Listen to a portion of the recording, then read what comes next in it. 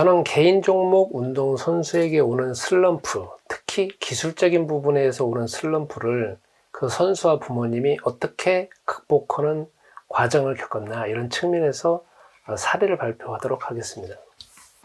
운동선수들은 항상 슬럼프를 겪습니다.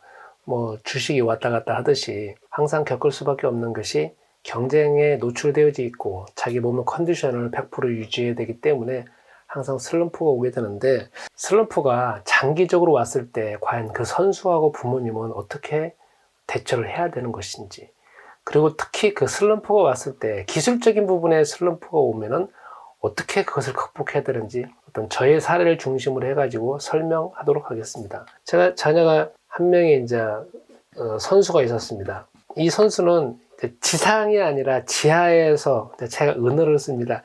지하에서 하는 운동 선수입니다. 그러다가 보니까 제가 전혀 모르는 종목이고 눈에 보여지지 않는 부분입니다. 쉽게 표현하면 물 속에서 벌어지는 일이기 때문에 카메라로 보지 않는 한 보여줄 수가 없는 거고, 또 제가 그게 전문 분야가 아니기 때문에 저는 전혀 모르는 영역이었습니다.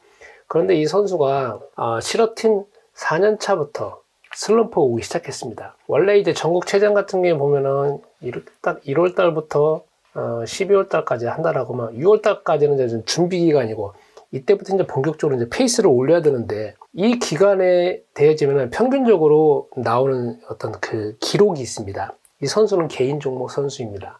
그런데 그 예년에 비해서 계속 기록이 안 나오는 겁니다. 계속 우리말로 한 2초, 3초 빵꾸 나는 겁니다.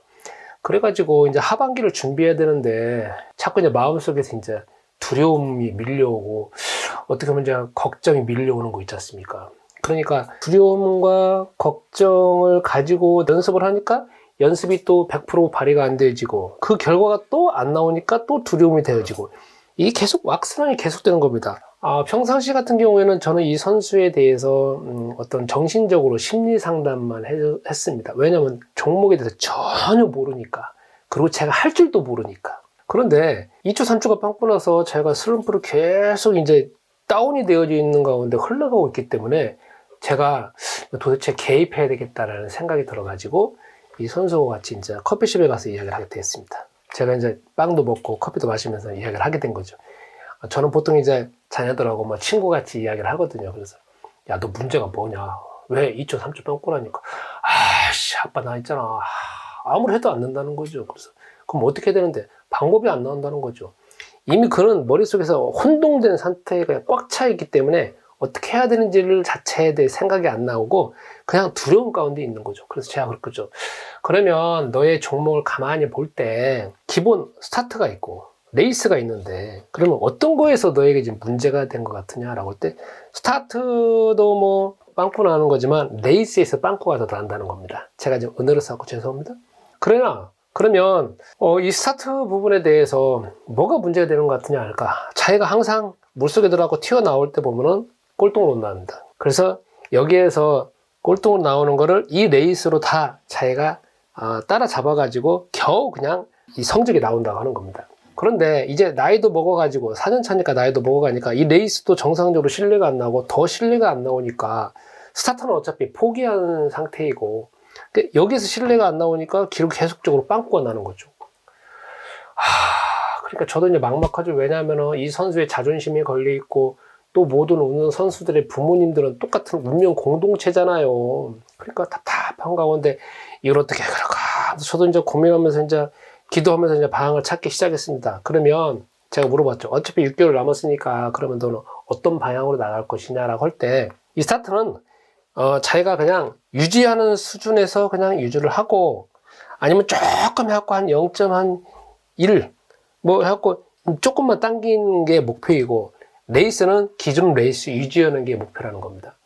그럼 또 제가 물어봤죠. 그럼 난 전혀 이 종목에 대해서 모르는 건데 너가 이거를 유지하려면 어떻게 해야 되느냐 할 때, 이 친구가 하는 말이 뭐냐면 기술을 배워야 된대요. 아니, 네가 여태까지 이 정도 했다라고 하면은 다 기술 가지고 있는 거 아니냐라고 하니까요.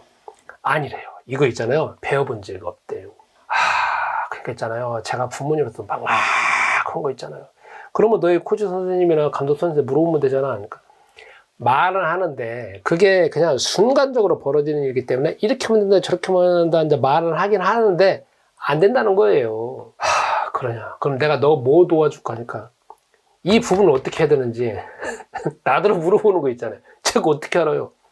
그럼 이건 어떻게 해야 되느냐? 그리고 이건 어떻게 해야 되느냐 하니까 이거는 힘이 약하니까 이제 여태까지는 이 선수는 힘으로 그냥 밀어붙였거든요. 근데 힘이 약하니까 이제부터는 기술을 해야 되겠대요. 효율적으로 해야 되겠다는 겁니다. 저는 이제 여기서 이제 저거 둘이 이제 해결할 방향을 찾게 된 거죠. 어떻게 됐냐? 그러면 나는 이 부분에 대해서 전혀 모르니까 내가 지금부터 이 부분에 대해서 전 세계에 있는 자료를 찾아볼게. 그리고 서칭을 해봐가지고 그걸 구체적으로 너한테 네가 눈으로 볼 수 있도록 훈련을 할 수 있도록 내가 한번 그걸 짜줘볼게. 그랬습니다. 그래가지고 이거 부분은 그렇게 하기로 하고 그 다음에 이 기술적인 거는 이미 저희 자녀하고 저하고 데이터가 많이 쌓여져 있는 거니까 그걸 근거로 해서 효율적으로 어떻게 보면 저항을 최소한으로 받는 부분을 내고 여기 부분 또 집중을 하게 됐습니다. 그러면서 이제 심리적으로는 어떻게 준비했느냐? 여태까지 그 몇 개월 동안 안 되어진다는 생각이 그냥 다 집중되어 있었잖아요. 그러니까 이제부터는 제가 그랬죠. 이제 너의 마음은 안 되어지는 측면을 거기에다가 포커스를 맞춰갖고 60%, 70%, 80%, 90%, 100% 맞춰봐야 그로 인해 가지고 짜증나고 두려움이 생기게 되어지고 그 다음에 불안, 공포가 다 밀려온다. 그러니까 이제 너의 모든 포지션을 전략을 어떻게 세워야 되냐면은 어떻게 하면 기술을 보완할까? 왜? 결국 이 종목도 힘이 문제가 아니라 기술이지 않느냐. 기술을 내가 이번 기회에 터득을 해야 되겠다. 그리고 더 깊이 알아야 되겠다. 그리고 더 세밀하게 알아야 되겠다. 그리고 더 자세하게 알아야 되겠다. 그렇게 해서 기술자, 이 부분에 기술 전문가가 되어지도록 그래서 매일매일 배우고 매일매일 연구하는 측면에서 우리가 지금부터 너가 이 나머지 기간 동안, 이 전국체전 기간 동안에 준비를 하자. 어떠냐 하니까 알았대요. 탐구하는 자세로. 그러니까 새로 배우는 자세로 해보자. 그랬습니다. 포커스를 이제 여기다 맞춘 거죠. 그러니까 그전에는 여기다 맞췄는데 여기다 맞춘 거죠. 그 다음날부터는 이제 저는 이제 뭘 했냐면은 이제 저하고 이야기를 하긴 했지만 사실 이거는 매일매일 이제 체크를 해야 되는 거 아니겠습니까? 그러니까 저는 이제 부모님이니까 또 이 부분을 제가 전공을 했으니까 그냥 이제 자녀가 안 되지 왜 안 되는데 이게 아니라 어떻게 하면은 되게 할 것이냐라고 해가지고 마음을 이쪽으로 집중을 시킨 거죠. 전환을 시킨 겁니다. 그리고 그 다음날부터는 이 부분에 대해서 매일매일 이제 저 혼자 어차피 같이 집에 사니까 체크를 했습니다. 야, 오늘은 너 어떻게 됐냐? 이 부분하고 이 부분하고 세밀하게 하다 보니까 어떻게 됐냐 하니까 내가 이전에는 전혀 알지 못했는데 이 부분도 조금 더 안 것 같고 이 부분도 조금 더 안 것 같다고 하더라고요. 그래서 이거는 매일매일 체크를 했습니다. 그러니까 저하고 대화하는 것이 주로 안 되지는 것이 아니라 내가 오늘 이렇게 했으니까 저항을 조금 받더라, 저항을 조금 받더라. 이게 예민한 상태까지도 세밀하게 하면서 그 부분만 계속 대화를 했습니다. 그리고 대화를 하다가 보니까 이제 데이터가 쌓이지 않습니까? 그걸 또 적고 또 정리를 하고 막 이런 상태도 있고. 그 다음에 제가 이제 또 해줄 수 있는 게 이거는 전혀 모르잖아요. 이거. 그래서 제가 국가대표에 있는 우리나라에 있는 유명한 감독님 되신 분들한테 또 메일도 보내고 아니면 전 세계에 있는 뭔가 자료를 다 서칭을 해가지고 다 가져왔습니다. 그리고 또 유명한 선수들한테 인터뷰를 해가지고 또 그런 거에 대한 자료도 받았습니다. 그 다음에 이제 저희 자녀하고 이제 이런 부분 이제 제가 이제 이렇게 PPT로 만들어가고 다 줬죠. 그러니까 이제 자기 걸 쭉 보면서 그 PPT에 그 유명한 선수들의 그거 하고 자기가 했던 거다고 제가 이제 카트를 해가지고 0.1초 잘라가지고 딱 비교하면서 쭉 보여줬습니다. 그리고 줬습니다. 그랬더니 내가 이렇구나라고 하면서 이제 자기 객관적으로 알게 되는 거죠. 그러면서 매일매일 이거 자체가 어제는 이 정도였는데 오늘은 이렇게 깨달았어. 오늘은 이 정도 깨달았어. 오늘은 이 정도 깨달았어. 매일매일 자기가 달라지는 거, 기술적으로 달라지고 몸이 달라지는 것들을 계속 연구를 하면서 그 다음에 진척해 나갔습니다. 공기가 차가워지는 때 되어지면 선수들도 이게 전국체전 때구나라는 걸 느끼듯이 저도 그때 되어지면 부모님으로서 체전하는구나. 이 마음이 조마조마한 상태거든요. 근데 결과가 어떻게 나왔느냐? 잘 나오지 않았습니다. 여러분은 좋게 잘 나오기를 원하잖아요. 잘 나오지 않았습니다. 그냥 여기에서 이거는 그냥 그대로 그냥 뭐 이렇게 되어졌고 여기는 뭐 0.12초 빵꾸 났습니다. 그런데 그때 당시에 경쟁이 너무 치열하지 않아가지고 그렇게 치열하지 않아가지고 성적은 재작년 수준 그렇게 나왔습니다. 그래가지고 유지됐습니다. 그러면 그 이후로 쭉 흘러가갖고 그 이후로도 한 4년 동안 선수 생활을 했습니다. 그런데 그 이후로도 계속 저하고 한 이야기는 이것을 어느 정도까지 매일매일 보완하고 있느냐. 그리고 이 부분하고 이 부분을 내가 어느 정도 보완하고 있느냐, 거기다가 모든 초점을 두니까 연습하는 것도 사실 재미있었고, 그리고 연구하는 자세로 했기 때문에 이렇게 돼보고 저렇게 돼보고 수많은 실험을 해봤습니다.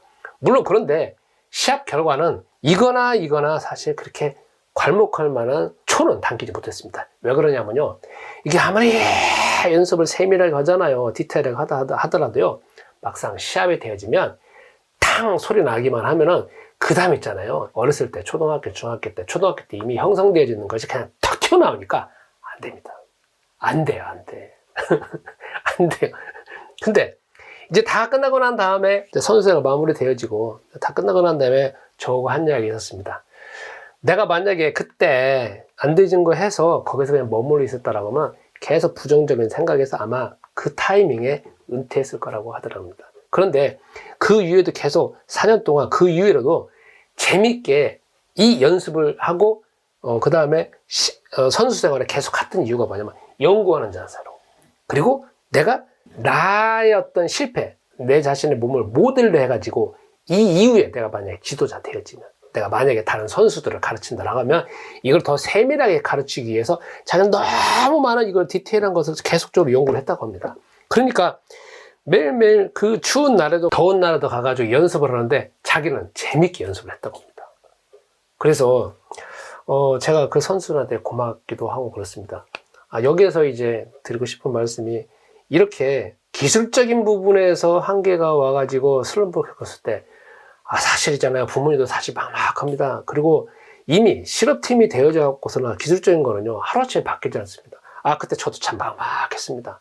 이 선수도 막막이고, 그러나 방향을 이렇게 정하고 기도하게 되어지고, 매일매일 달라지는 거 보면서 기도하게 되죠. 왜냐면은 자기속에서는 안 하고 싶은 것이 있으니까요. 그러나 또 기도하고 또 하게 되고 기도하고 하게 되고, 너는 이거를 꼭 해야 된다. 왜? 네 나중을 위해서. 그리고 너의 실패를 네 후배들은 경험하지 않도록 해야 되지 않느냐라고 하는 그 어떤 자기 마음 속에서 왜 이것을 해야 되는 당위성을 계속적으로 알기 때문에 또 기도하고 나가고 기도하고 나가고 그렇게 했습니다. 그래서 이 선수나 부모님이나 어떻게 보면 가장 힘든 기간이었는데도 불구하고 그 기간이 어쩌면 가장 좋은 기회였고 연구할 수 있는 기회였고, 그 데이터와 그 모든 것을 발판으로 해서 그 이후에 자기가 지도자 생활하거나 아니면 사회생활 할 때 그게 큰 발판이 되어졌고 더 다른 일을, 더 큰 일을 할 수 있는 계기가 되었습니다.